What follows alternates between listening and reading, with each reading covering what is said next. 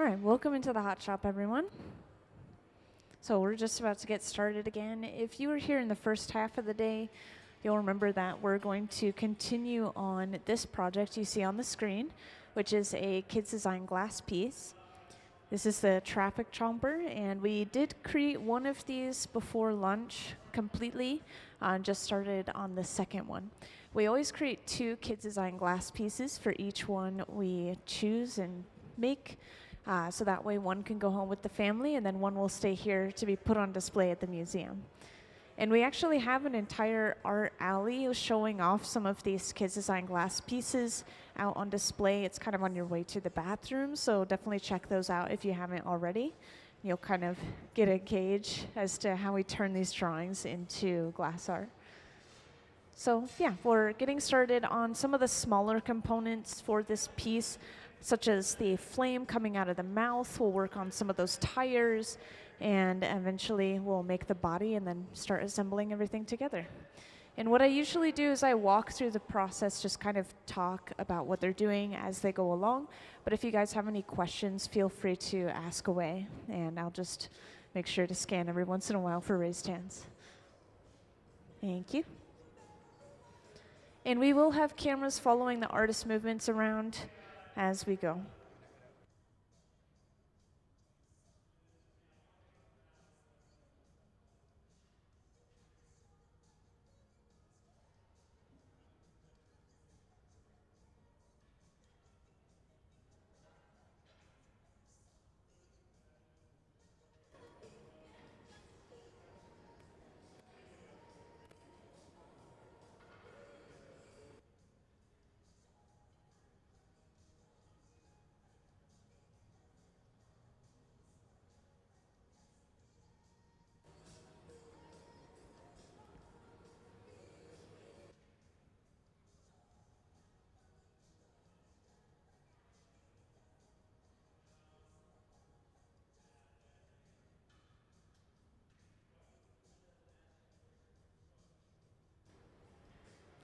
So just to give an overview of the hot shop real quick and some of the materials we'll be using.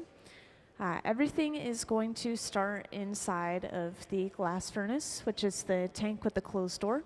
We have two of these, one on either side of the hot shop. And these are filled with clear molten glass inside of a large ceramic crucible. Basically textured like honey. We just stick the end of our pipe into the molten glass and then twist, and then we end up with a ball of glass on the end. And that's sitting at a pretty consistent 2100 degrees Fahrenheit. So that's kind of the higher end of the temperatures of the glass that we're working with in here, although the equipment gets a little bit higher, about 2300 degrees Fahrenheit.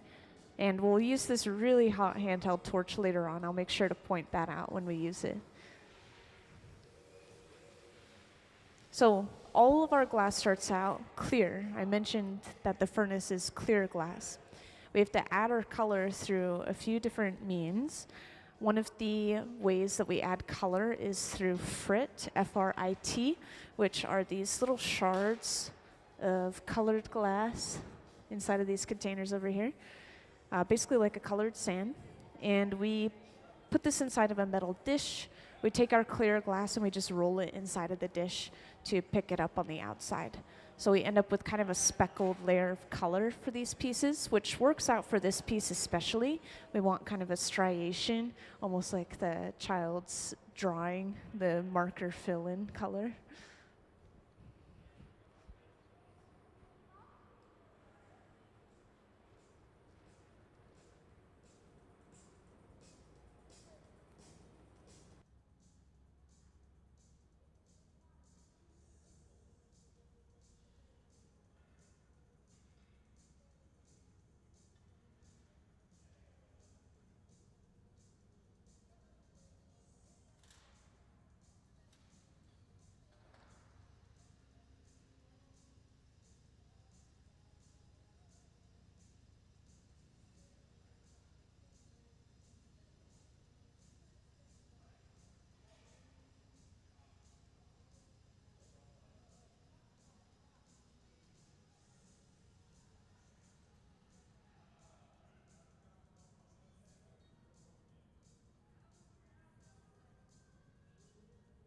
So at the center bench here, Gabe is working on the flame that's going to come out of the mouth of this creature. So we already have our layers of color, and you'll just start carving into and pulling this glass out into points. Also, something interesting to point out. We already saw the color inside of those containers there. The colors of the glass that we're working with on the hot shop floor, they don't really look exactly the same as what we start with. The colors look different when they're hot, but when they cool down, they'll go back to that original color.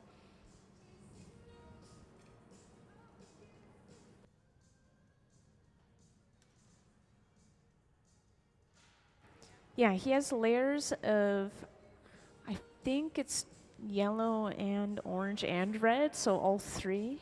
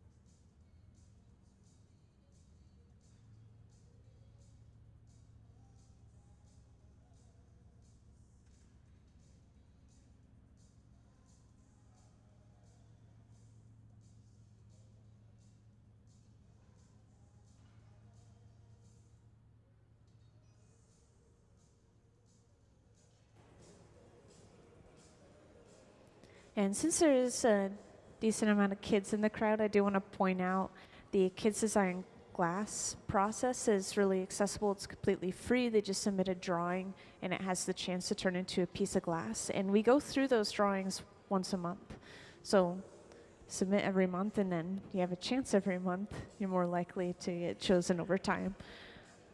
And the forums, we have some forums out in the grand hall, I think kind of by the education studio. That's where we usually have the bucket to collect the finished forms and drawings.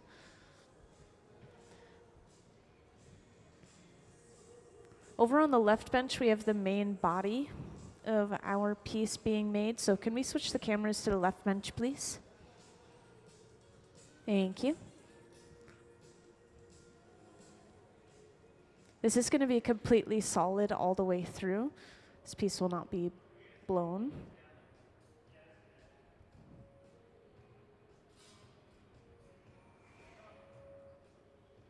And we already have many layers of color on this glass.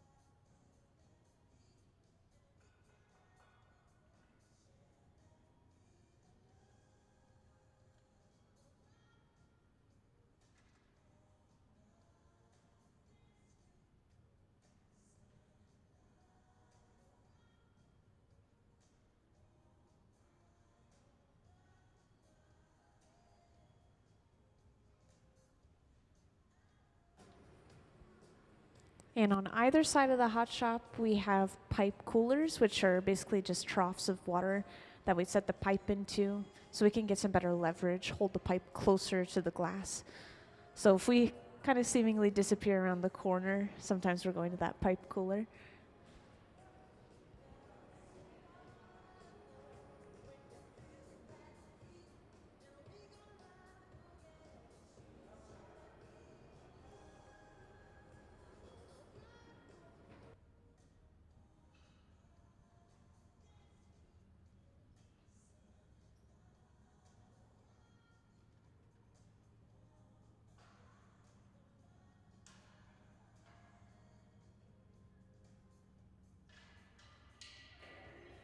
So at this point, we have the colors we want for the body. We have kind of a good setup. We're going to let this sit and cool down for a minute, and then we're going to gather another layer of clear glass over top to encase that color so the color is not directly on the surface of the piece.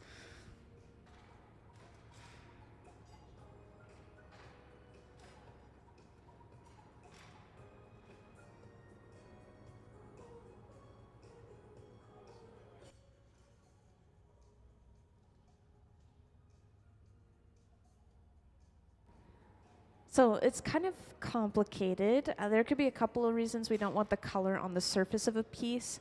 One, the color can react with the flame that we use. This torch is not lit right now, but later on we'll be using this fluffy torch on the glass, and it can actually pull the metals inside of the color to the surface of the piece, and it'll completely change the color of the glass.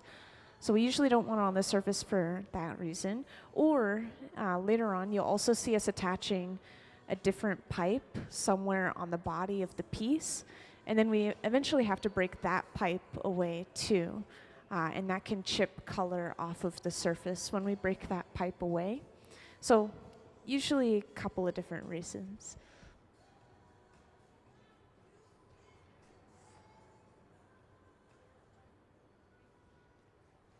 So we'll gather up another layer of clear.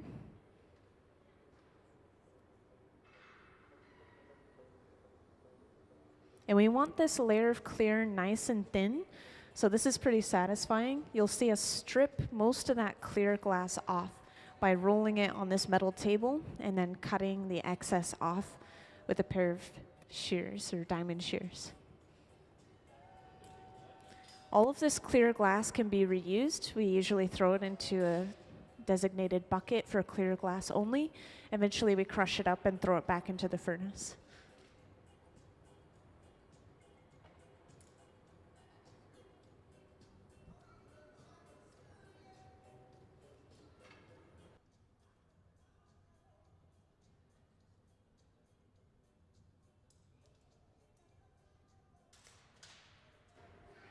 And that bit off of the side was probably just an air bubble or a little particle that we're getting rid of.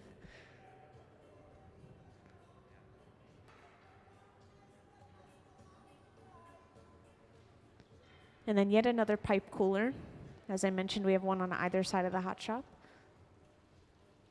And I know some new people have joined in here and there, so I do want to kind of re-explain the project real quick and show off our drawing or our final result. If we could have our picture up on the screen, please. Thank you. So up on the screen, we have an image of the final product right here.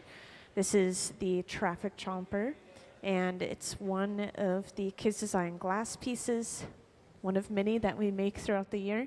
Each month, the artists that work here full-time, our resident hot shop team, go through the drawings, and they choose the one that inspires them, it's most creative or physically possible in class. It's important too. And then we turn it into glass. We bring it to life. And we always make two of them. One will go home with the family, and then one stays here to be put on display at the museum. Thank you. So this is the second one we're working on today, if I didn't mention that already. So at this point, the artists have gotten a little bit more into the flow. They know what worked best, what didn't work as much. And this piece should be a little bit quicker than the last.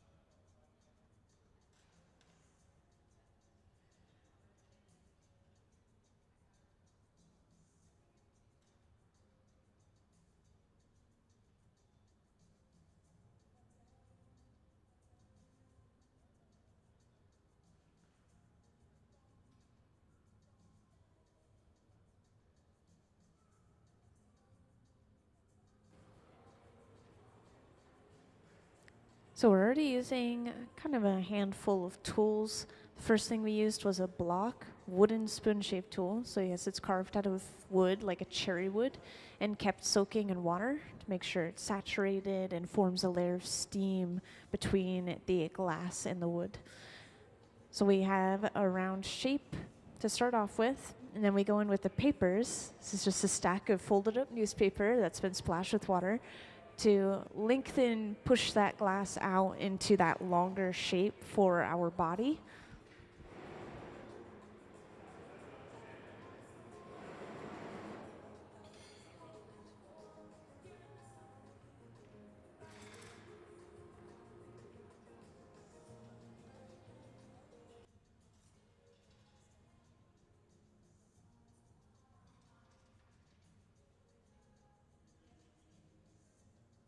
So the glass is definitely not completely molten anymore, which is at about 2100 degrees Fahrenheit.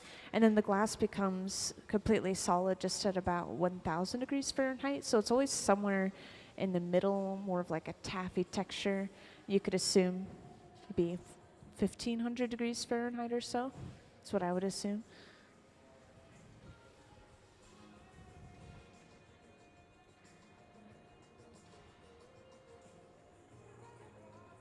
Oh, blowing the compressed air is, honestly, I always describe it like blowing on a hot piece of food. We're just cooling it down a little bit faster than if we were to leave it alone.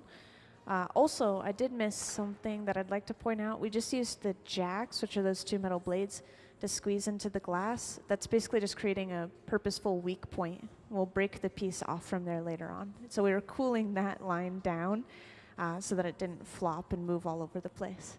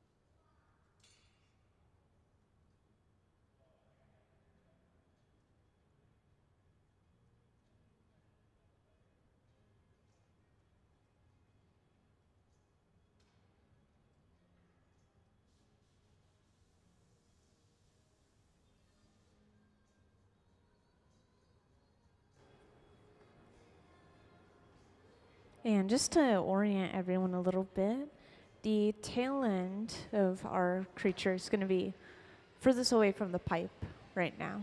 And then the head is what's currently attached to the pipe, where this glass is eventually going to become the head anyways. Now this is the torch I mentioned a while back that I would point out when we started using it. This is the hottest item in the hot shop, that bright blue flame. This handheld torch gets up to about 5,000 degrees Fahrenheit, which is over double the heat of the molten glass itself. It's very impressive. It's running off of propane and oxygen, so that oxygen really brings the temperature up.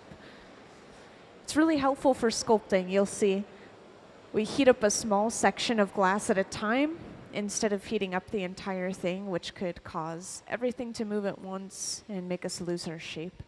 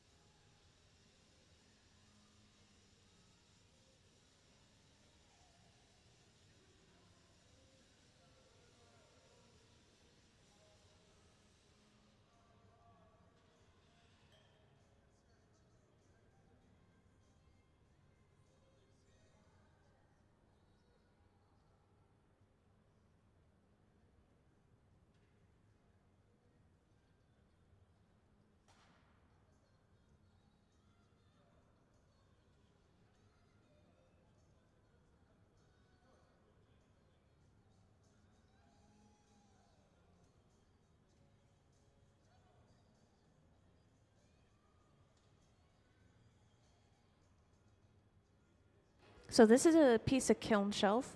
We preheated it, we put some beeswax on it, which eventually kind of carbonizes, creating that black surface layer.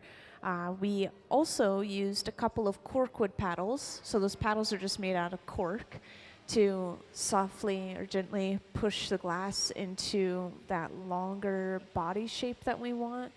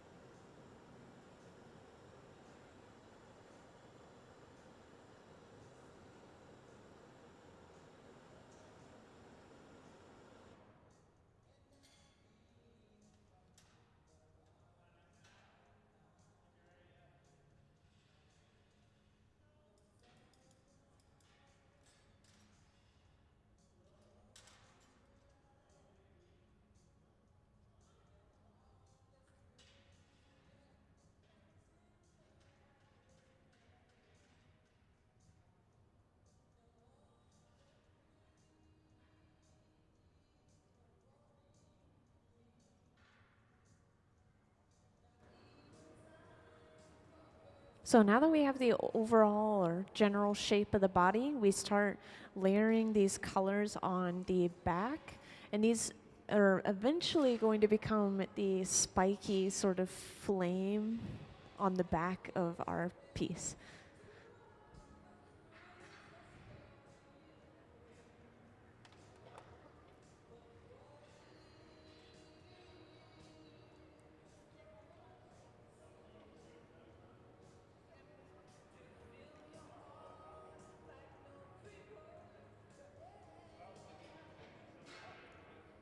So these are layered on top of each other one by one. This is eventually going to turn yellow, this layer that we just put on.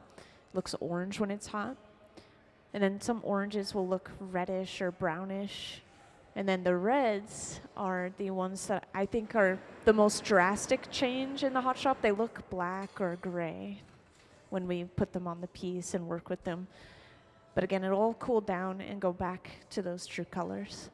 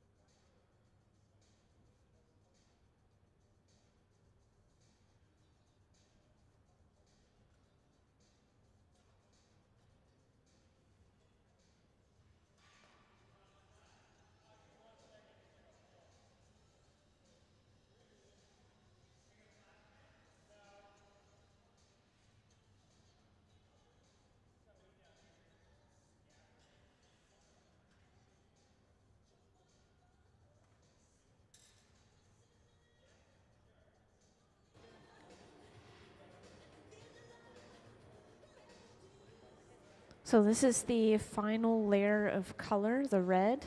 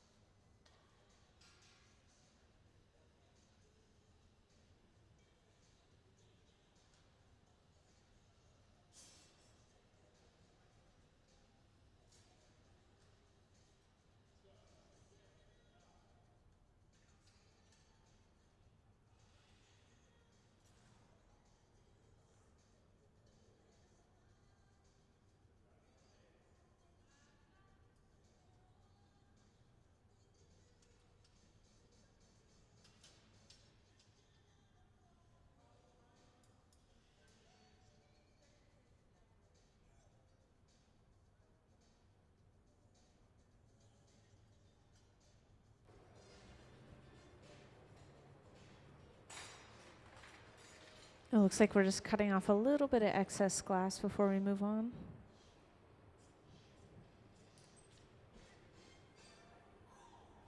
And I did want to show off the image of what we're creating one more time, if we could have that up on the screen. Thank you. So for those who joined in more recently, I just wanted to make sure you guys got a glimpse of the final product right here. So this is the traffic chomper designed by 10-year-old Jackson. And we are making the second one of these. We always make two of the same design as close to each other as we can. And then we give one to the family, and then one stays here to be put on display at the museum. Thank you. And we already have all of the smaller components for this made. I want to point out again, so we have the flame that comes out of the mouth, we have all the teeth, we have the wheels. They're all sitting and just staying warm at 1,000 degrees Fahrenheit inside of this box right here. So if you see something disappear or spontaneously appear, it's usually going in or out of this box right here.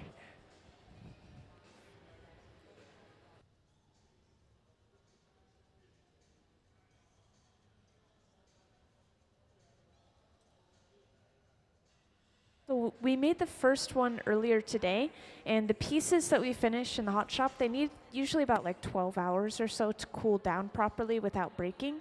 So the first one is inside of this box right here, keeping it at 900 degrees Fahrenheit. We'll put the same, put this second piece in next to it as well, and then they'll cool down together overnight. So we won't be able to see them technically until tomorrow.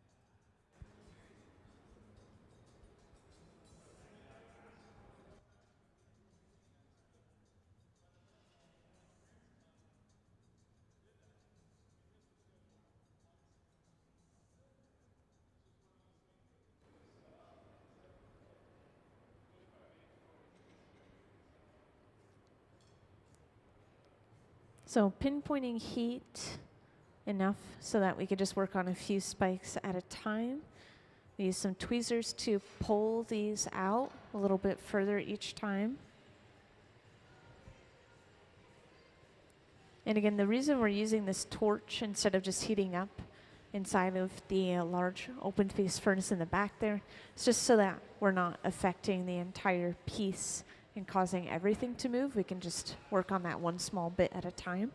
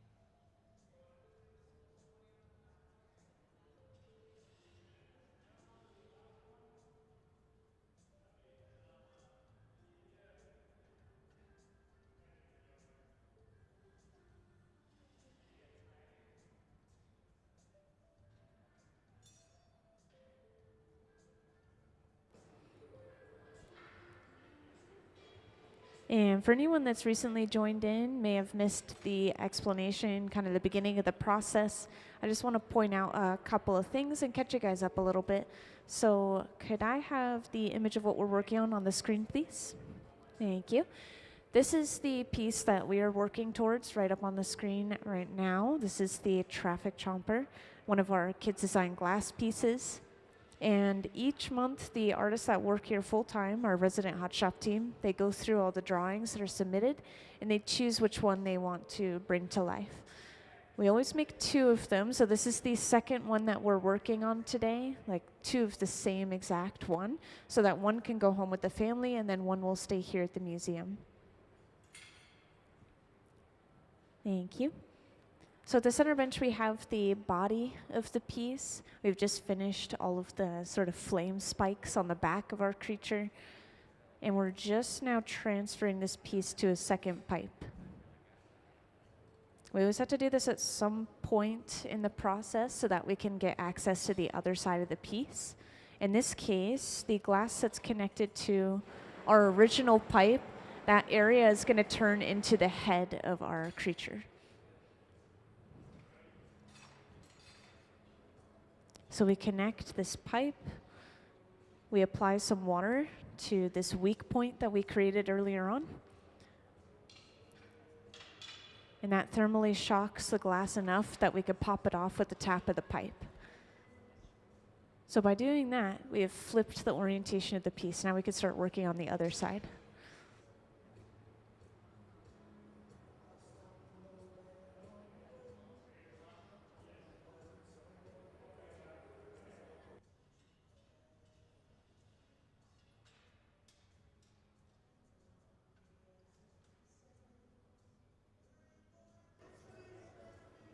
Yes, so this building that we're inside of, this cone, is based off the area's history, actually. And it's based off of these old wood burners that used to be along the Theophos waterway. They were used for burning leftover wood scraps. This used to be a huge logging area. But eventually that all kind of slowed down. I think the wood burners stopped being used completely. They demolished them, they cleaned up the area, they built the Bridge of Glass, the Museum of Glass. So this is just kind of paying tribute to what the area used to be and what it used to be used for. It's shaped exactly like those old wood burners. But other than that shape and that kind of backstory, this isn't necessarily what hot shops are supposed to look like or be like. They don't have to be this tall, they don't have to be a cone. It is nice for ventilation, the hot air rises, and then we have cold air pushing in down here. But yeah, it's definitely just built to be flashy and to tell a story.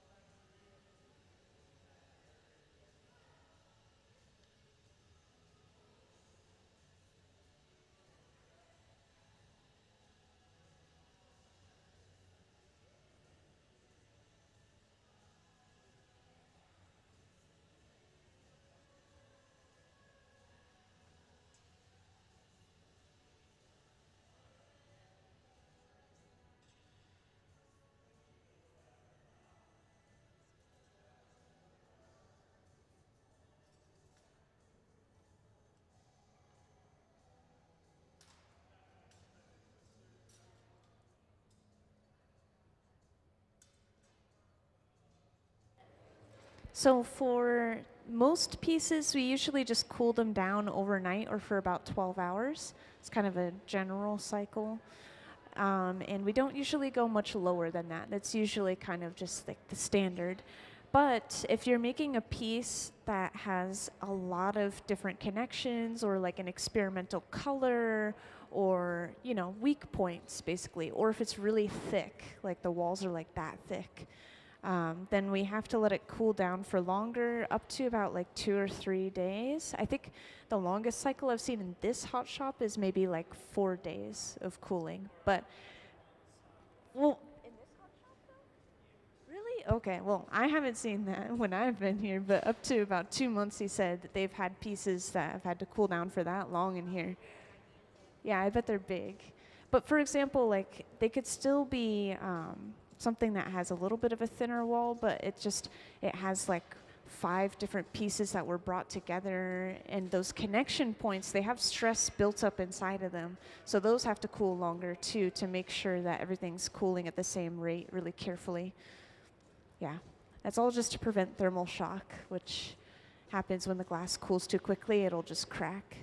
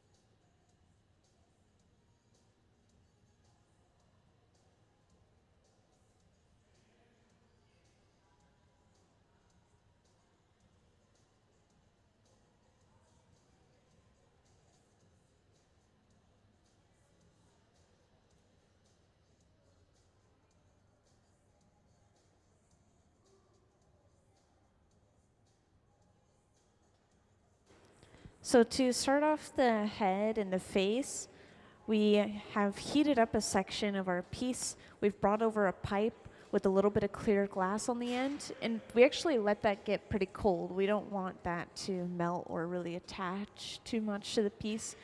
So when we pull it away after connecting, it just stretches out the piece itself. We're using the glass that's already there to create, I think, basically the eyes for this creature.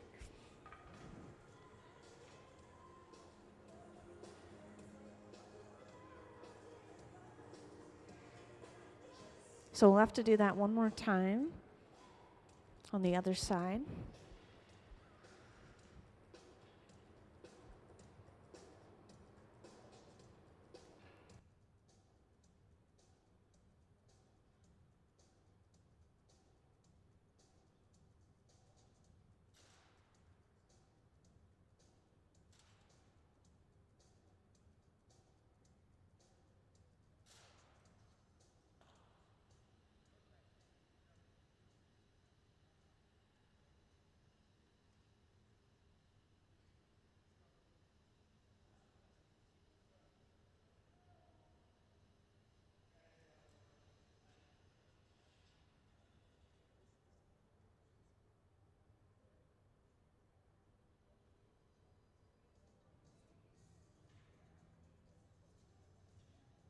Yeah, so the people that work here at the museum, they do so many different things. I would say more frequently than anything else, we have a lot of visiting artists that come through. So there will be someone that comes in and they have all of these ideas and designs that they bring forward, and then these guys have to figure out the process, how to bring that to fruition.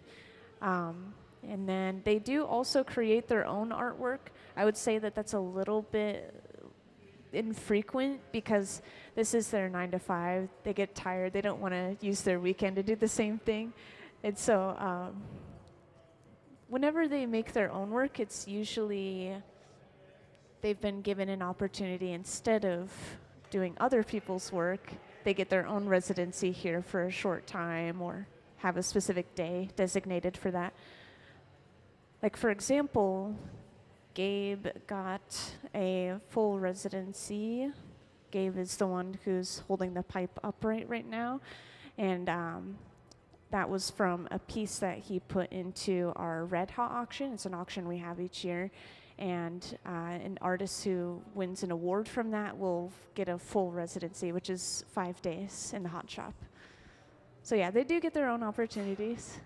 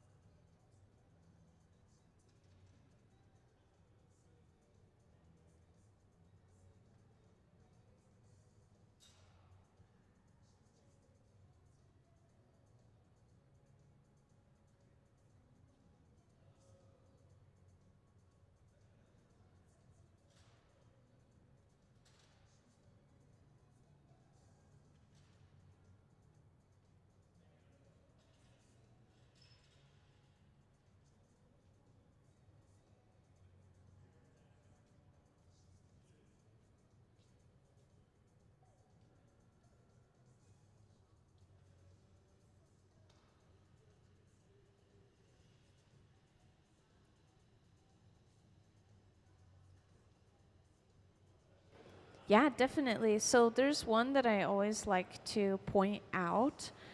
There's something called Pilchuck, 2 hours north of us in Stanwood, Washington. And that place is like a glass school. They have only in like the summer classes from professional artists all over the place. They come in and they teach. It's usually a week to 2 week long workshops. And you actually are paying for room and board and the classes and everything all at once. You actually stay on the campus, and yeah, it's just a magical experience. I've done it once.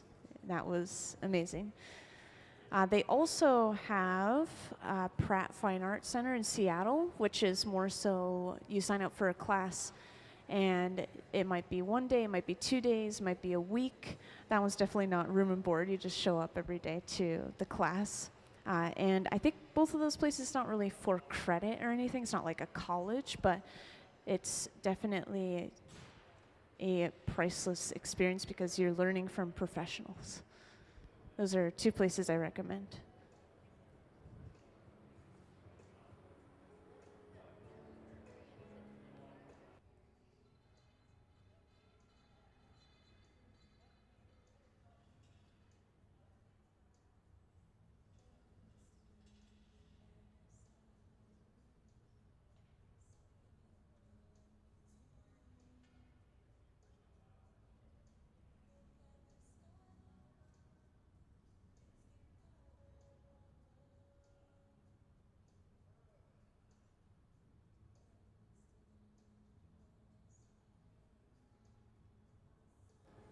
Also, there is all kinds of glass art in general. Like, this is glass blowing. We're working in the hot shop.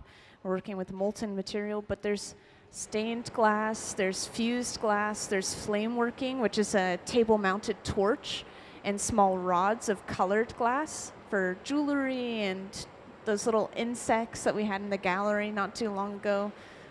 All that detail work. Those are just a few examples off the top of my head. It's basically endless.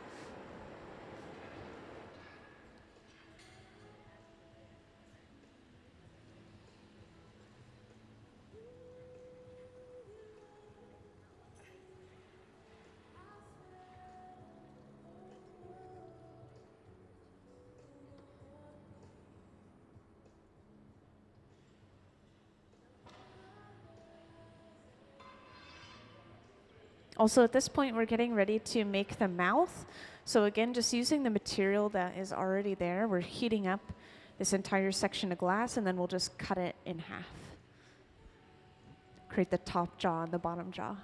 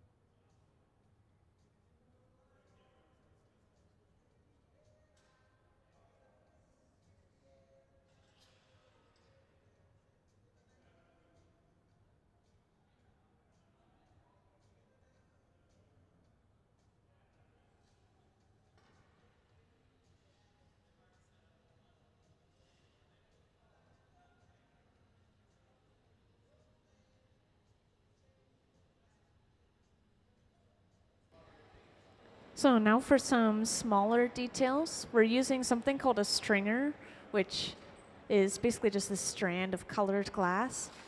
And we have melted the end of it down into a ball.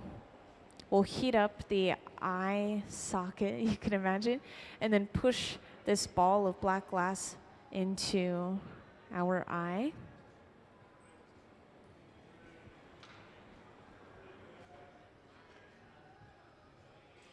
Doing the same thing to both sides.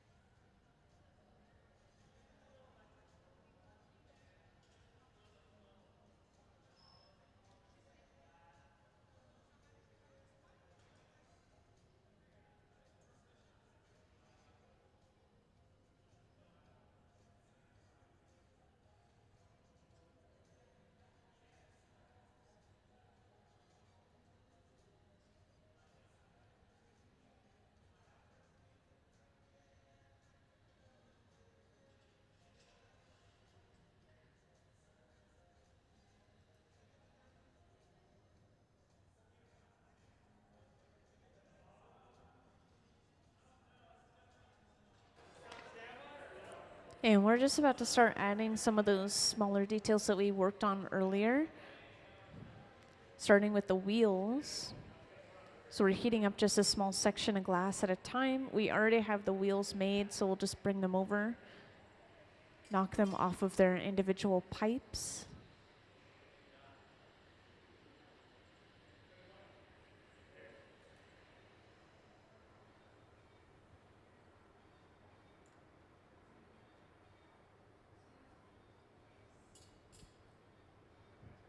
And then connect them to the piece.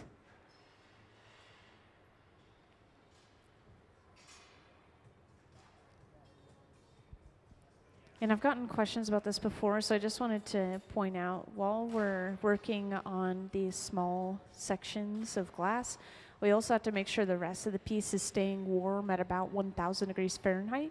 So we're just going ahead and heating up the entire thing overall briefly every once in a while. And that's called a flash, when we go in and then come out after a few seconds or so.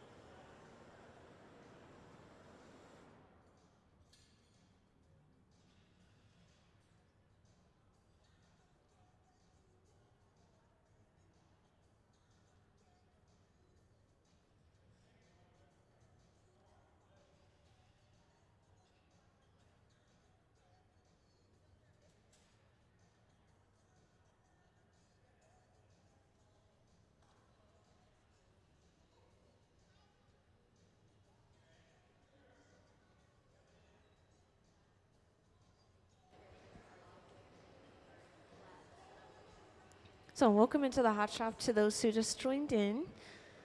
We're working on a kids design glass piece right now. If you haven't seen it already, could we have that up on the screen, please?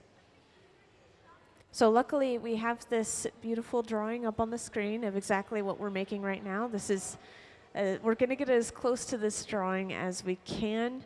We already have most of the piece made. We're just adding on those smaller details now.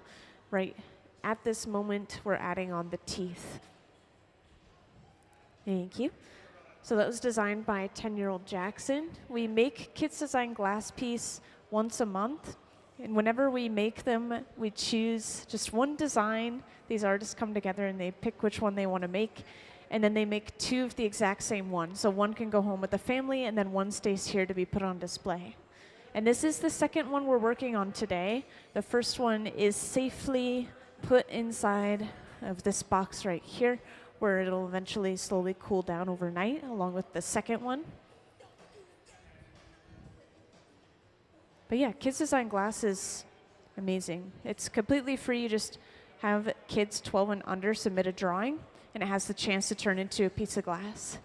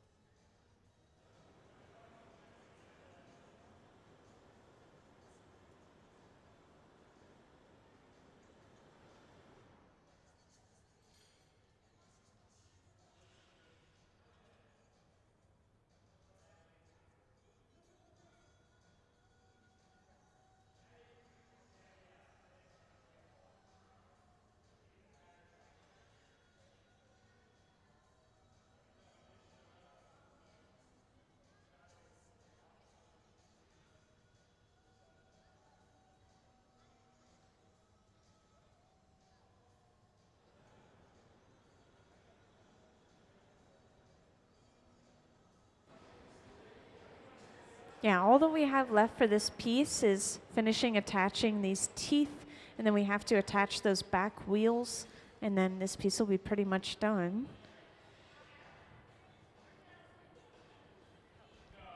Yeah, sometimes we'll have leftover time, like we should have a decent amount of leftover time today, and then we'll do something small.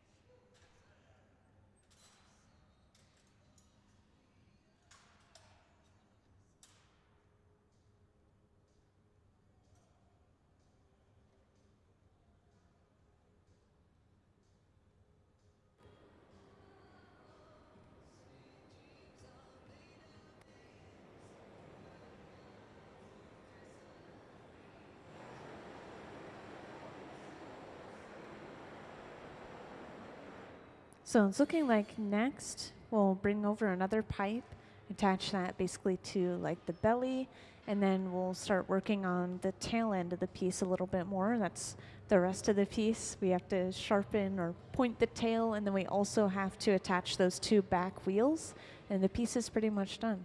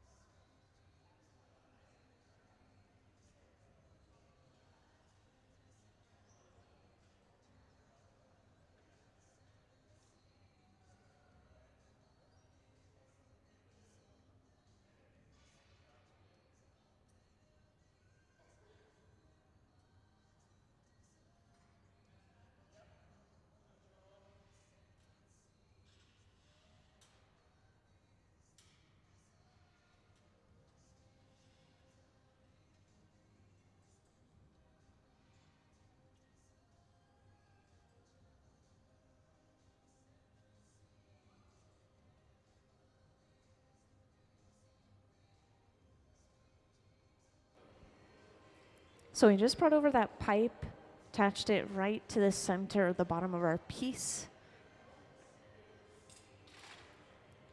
And we'll give that a couple of seconds to set up, and then we'll break the piece off of the first pipe using some water.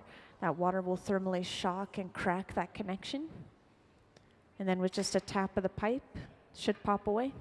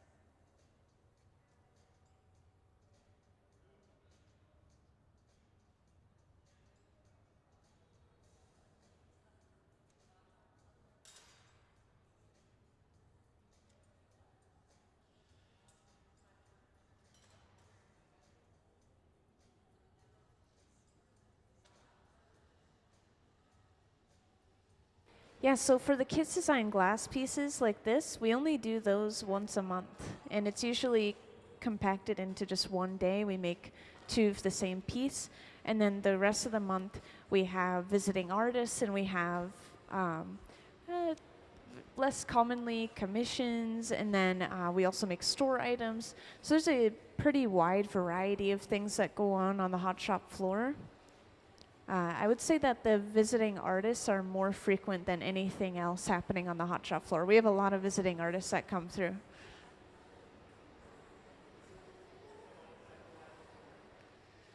And there should be a calendar of the visiting artists lineup within the pamphlet that you guys got, I think. I know they used to do that. I hope they still do that.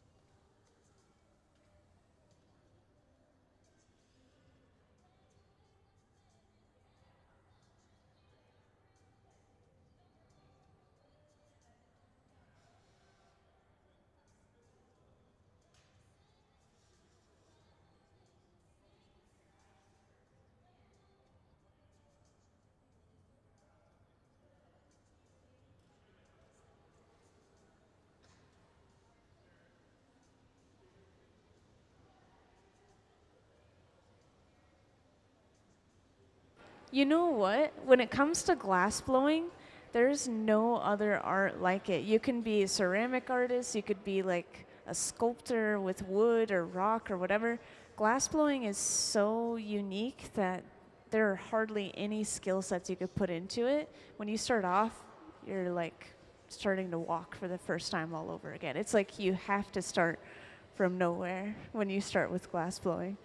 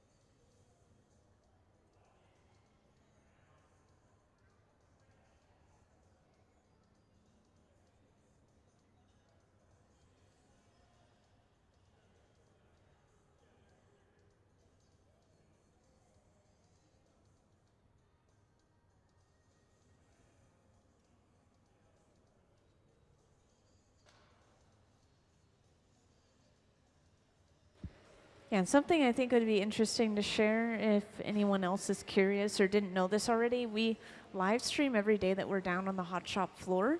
And so this is something I point out for a few different reasons. Like you could go back and you could watch live streams that were made in the past. They're all saved on our YouTube channel permanently. You could go back years. You can watch any artist that's come through. You could watch really cool giant projects. Like one time we made a martini glass that was like almost as tall as I am, which was insane. And then they made these like big olives to go inside of it and everything. That one was like a commission project, which is pretty rare. And then, you know, you can also just pull it up while it's live and you could just kind of see what's going on in the hot shop. Yeah.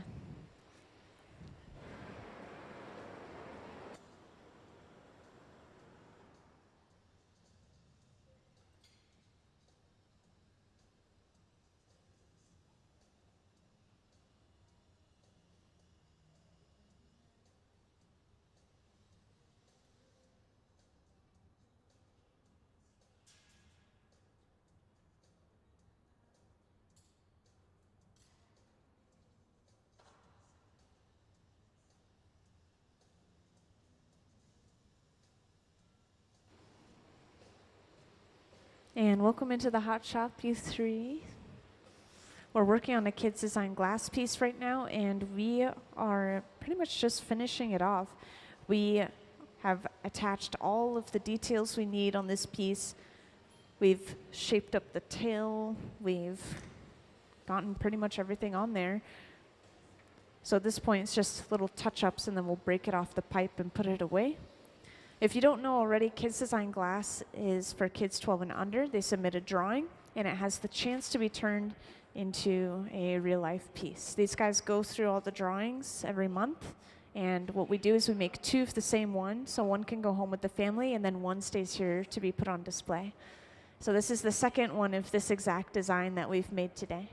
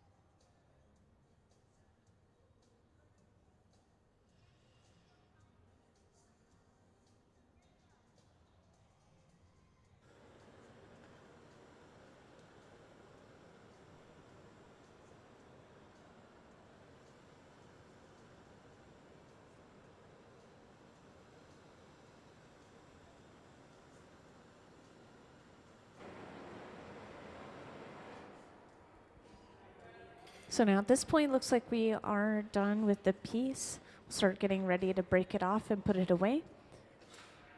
So Sarah's getting suited up. She'll actually pick up this piece of glass off the end of the pipe with the pair of Kevlar gloves. And right now we're torching this clear glass, connecting the piece and the pipe together. Until we see some movement in that connection, then we know it's safe to pop it off. If there's not enough heat in there, the cracks can actually travel through the piece or through the clear glass.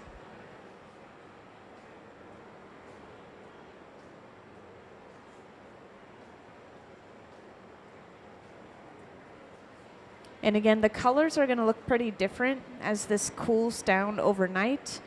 That dark color of the red, which is at the top of the spikes, for example, that's going to cool into a much brighter red. And then we have the orange and the yellow. All of it's going to change relatively drastically overnight.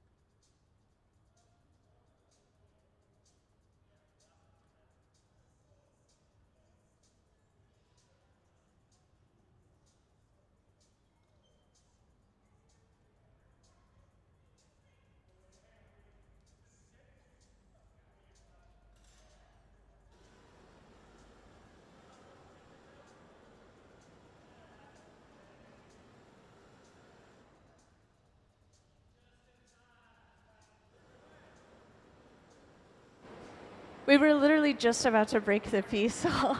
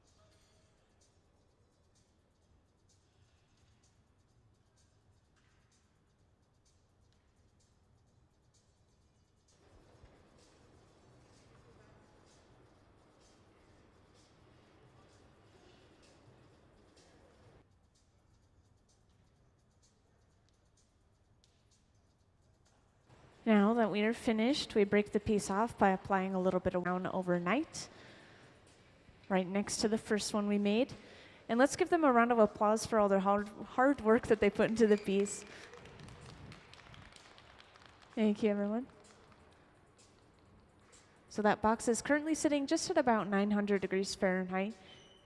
With the press of a button, we'll slowly cool it down overnight for about 12 hours. And we'll see that piece again tomorrow.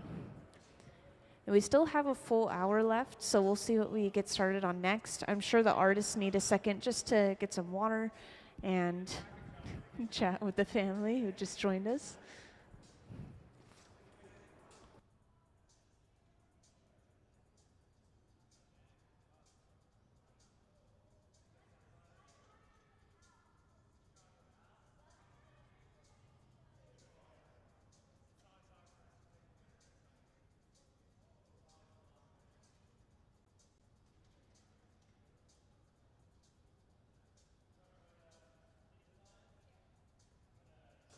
Can we have our Kids Design Glass video, please?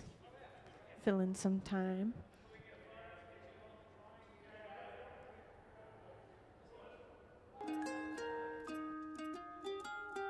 Like art through the ages, glass has always been sort of made by designer and maker. And so to highlight that relationship, we created Kids Design Glass, where kids age 12 and under can make a drawing and submit it to us. We'll make 2 pieces, give one to the family, and we'll keep one to put in our collection and build the exhibition that has been Kids Design Glass. We get a huge stack of drawings and we sift through them to pick the ones that we can make and the ones that are interesting. 200-300 drawings a month, so we get a stack of drawings. We go through each one. It's a drawing and a story about the drawing. Probably the most unique drawings are the ones that really stick out.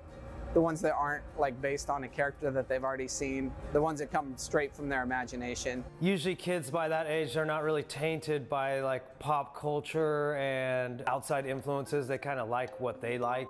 My original idea for the rainbow marshmallow, when the marshmallow melts, what comes out are their tears. And this one cries rainbows, like the inside is all rainbow. It was the first time that I was like kind of made contact into like the glass blowing world.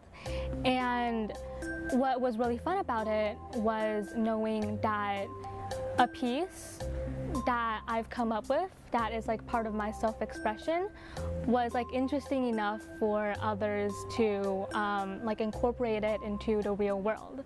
Being in a creative environment, I think that builds self-esteem, and the fact that they're going to have this thing that they're going to have the rest of their lives of something that they had as a child, and then knowing that they're actually like in a museum collection, which is pretty incredible when you're under 12 years old.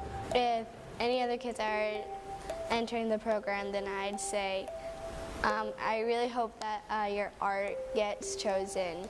It is really mesmerizing to see the details being put on. I was just very happy that the Hot Shop team actually chose my art.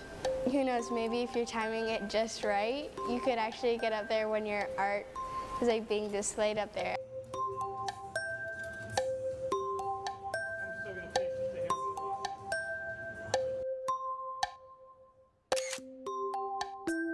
For 20 years, we've made some wild things.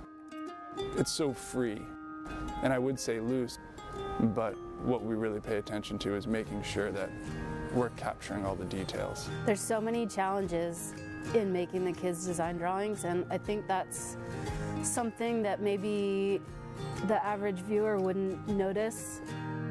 A lot of these objects are very fragile and are just different than any of the other glass I usually work on. The way the kids draw them, they just have no idea of what, you know, glass can do, so they just draw it however their mind imagines this object. We're talking with them, making sure that we're seeing the color the same way, making sure that, you know, the eyes are on one side or are they supposed to be on both sides. Appendages and weird helmets, they're all great challenges and things that we wouldn't necessarily run into without this program. I think it's inspiring for us as glassmakers, and I hope it's inspiring for the kids doing the drawings. I hope the kids kind of see that their creativity is this muscle that they need to exercise.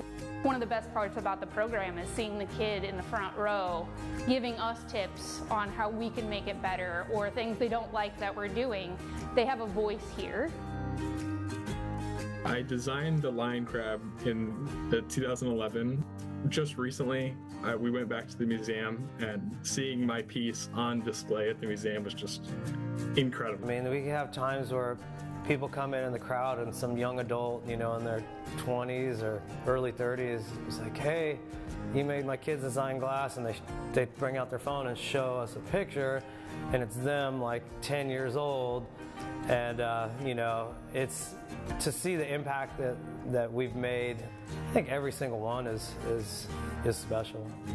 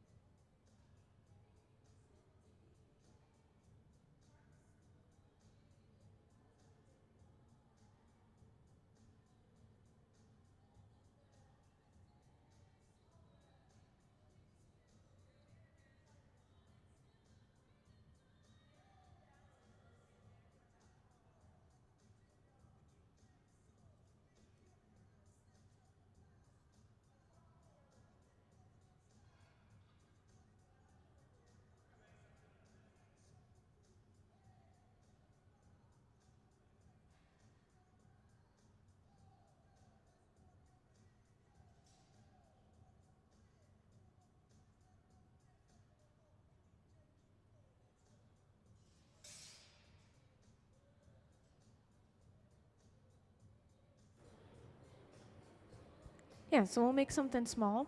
I just want to point out a couple of important pieces of equipment just to get you guys familiar with the hot shop.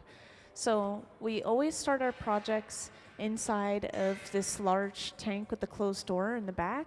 It's just behind this silver box where you guys are looking. We also have one over here. These tanks are the glass furnaces specifically, so they have molten glass inside of a ceramic crucible inside of them. And you'll see us use these pipes. All we have to do is stick it into the molten glass, give it a twist, and then we end up with a ball of glass on the end. So that's how all of our pieces start. It's all just clear glass inside of those furnaces. We have to add color through other means. And I'll make sure to point out the specific way that we add color if we see them work with color.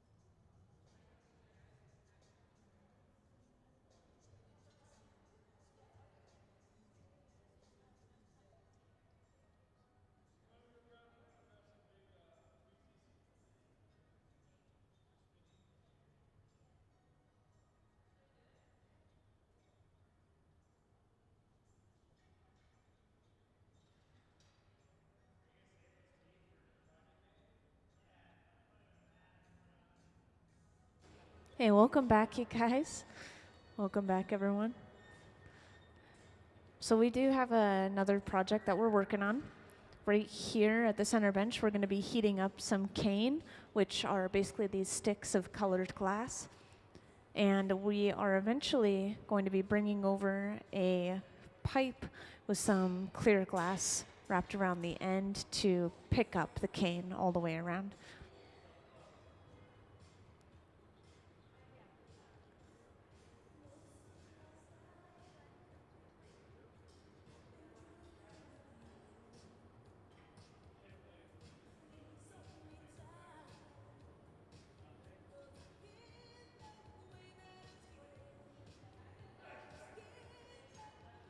So we want the cane to be hot enough that they kind of start to stick together and stick to each other, but not so hot that they really start to deform and melt and stick to the plate. So just over 1,000 degrees Fahrenheit. Then we could start actually pushing them together. Yeah.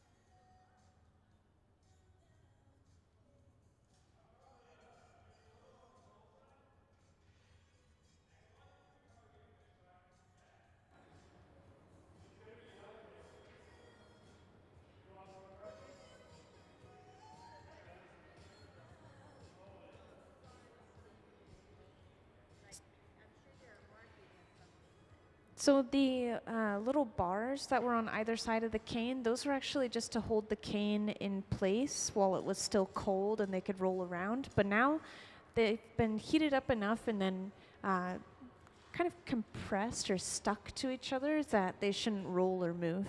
So we didn't really need the bars anymore, just pushed them aside. And next, we'll bring over that collar of clear glass, and this is the moment where we pick up the cane. It happens pretty quickly, so don't blink.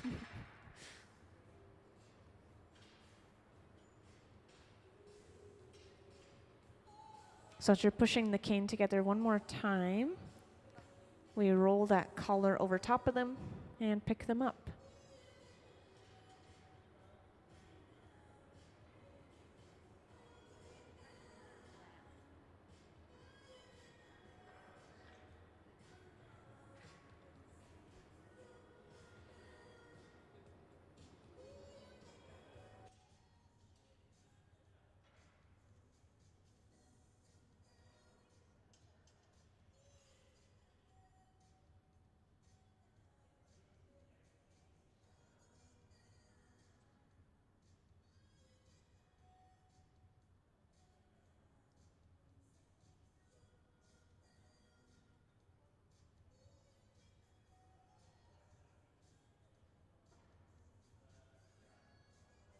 So the kiln shelf that we picked the cane up off of, that board or plank it was on, it sometimes has little particles that will come off and stick to the glass, so we're just dusting that away with a straw broom.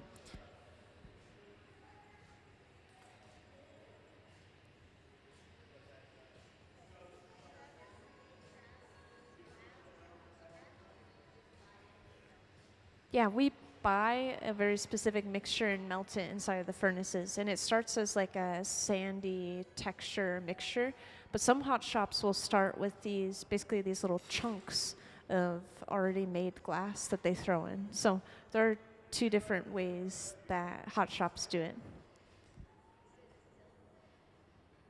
Yeah, it's a soda lime glass, so a little soda ash, a little limestone, and mostly silica sand, as you would imagine.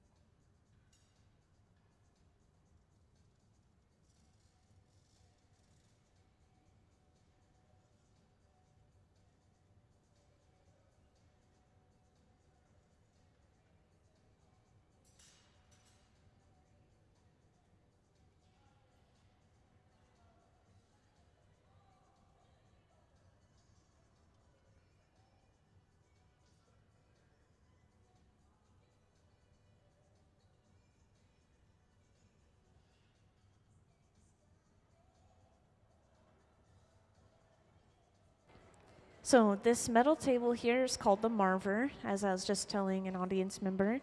And we will use the Marver to sometimes shape the glass, sometimes cool the glass, depending on what we need. In this case, this will be kind of cool to point out. Trent is heating up the glass. He's bringing it over to the Marver. And you'll see that he's kind of twisting and dragging against the table in some parts. And eventually this is, I believe, going to start twisting the glass onto itself.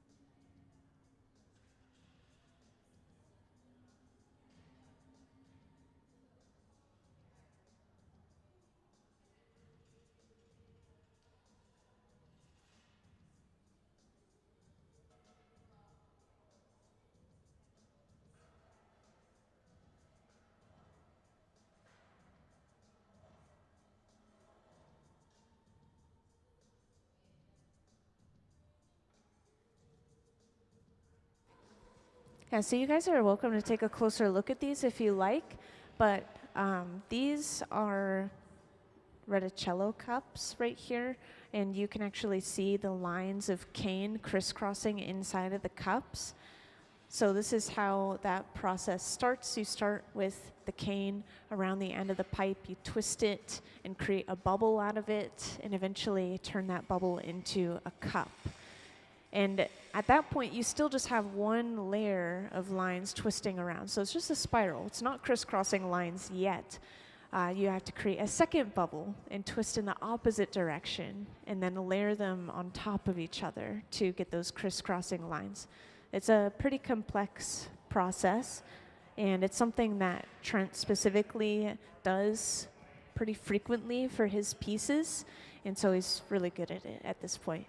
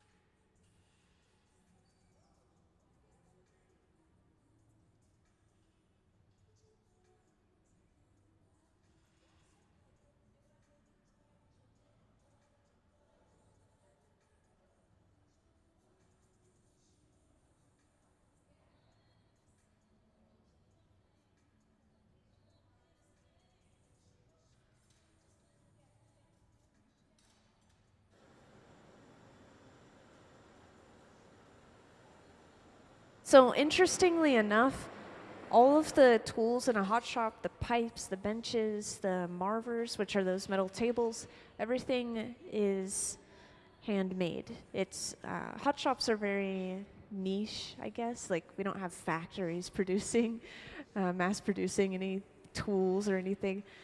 So there are artists that even specialize in working on tools and equipment, and that's a really good skill set to have. So yeah, there's somebody that works here, Nick, who fixes the equipment when there's something wrong with the programming. He sharpens tools, and he even makes tools himself. He's got a really good skill set. Yeah.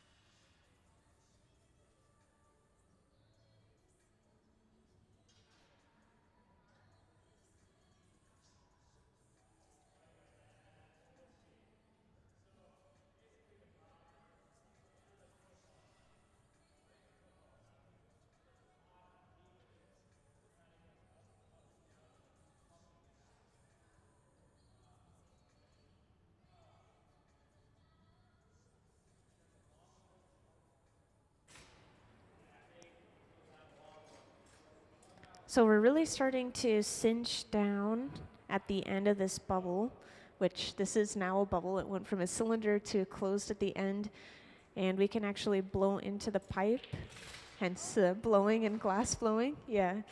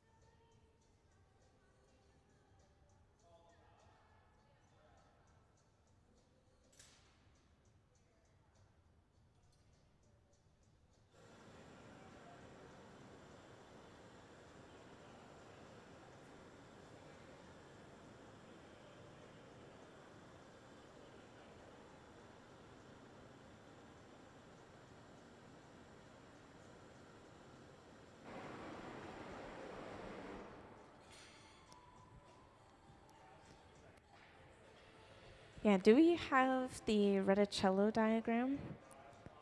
There's no rush, but I'd love to show it off.